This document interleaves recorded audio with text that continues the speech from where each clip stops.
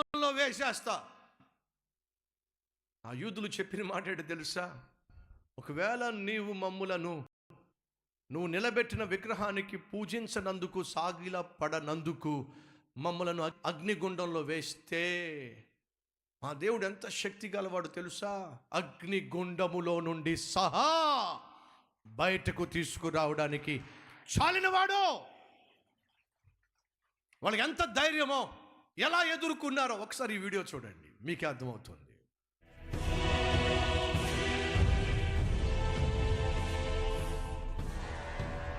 నెబుకద్నెజరు చాటింపు వేయించాడు. దేశంలో ప్రతి ఒక్కరూ కూడా నేను నిలబెట్టినటువంటి ప్రతిమకు మొక్కాల్సిందే.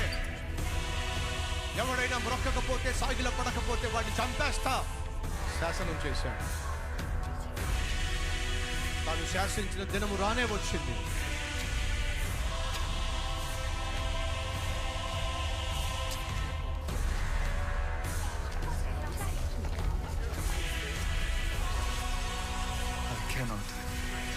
I will not worship that.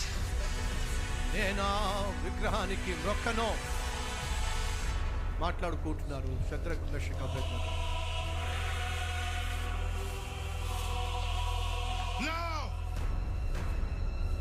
మ్రోగించండి, మోకరించండి. దేశంలో ప్రతి ఒక్కడు కూడా ఆ విగ్రహానికి, ప్రతిమకు మొక్కాల్సిందే. ఇక ముగ్గురు ధైర్యంగా నిలబడ్డారు. మేము మ్రొక్కనే. With all our hearts we follow you. Bow your heads! And seek your presence. మోకరించండి. Follow you. వాళ్ళు అంటున్నారు, నాయనా జీవము కలిగిన నీకు తప్ప ఈ లోకంలో మరి ఎవరికి మేము రొక్కము మోకరించము. వారిని తీసుకురండి. Daniel. What's wrong with them?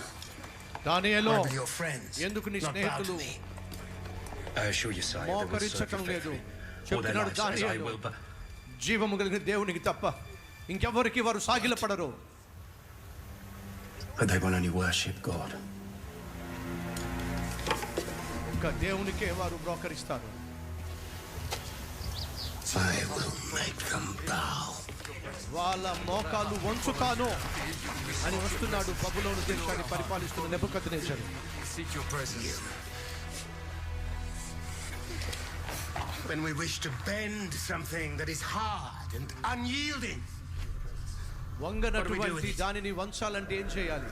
we put it into the fire. అగ్నిలో వేయాలి, అప్పుడే వంగుతుంది అది. రండి వీళ్ళని అగ్నిలో వేద్దాం, వంచేద్దాం. Burn them! Majesty, no! Burn them! What? No! Bring oil! Come! Come! చేతులు కాళ్ళు కట్టేశారు, అగ్నిగుండంలో వేసేశారు. Bring me fire! Hear my cry. The cords of death entangle me.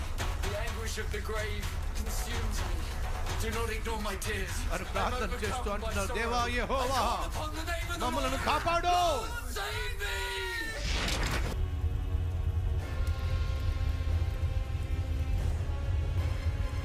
అగ్నిగుండంలో వారు తగలబడుతున్నప్పటికీ వారు తగలబడలేదండి. కారణం తెలుసా? వారిని కాపాడు నా ప్రభు అయిన యేసు దిగి వచ్చాడు.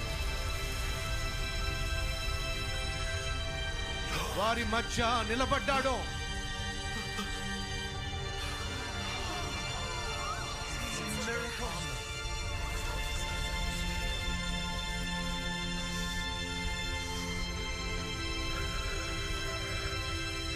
అగ్ని వేడిగా ఉందా లేదా అని చెప్పి టెస్ట్ చేస్తున్నాడు.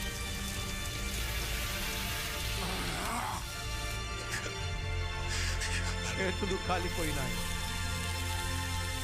కట్టబడిన సంఖ్యలు తెగిపోయినాయి. కనీసం స్మెల్ కూడా లేదట వారి శరీరానికి, ఒక వెంట్రు కూడా తగలబడలేదట. వారు అగ్ని గుండములో నుండి బయటకు తేబడ్డారు.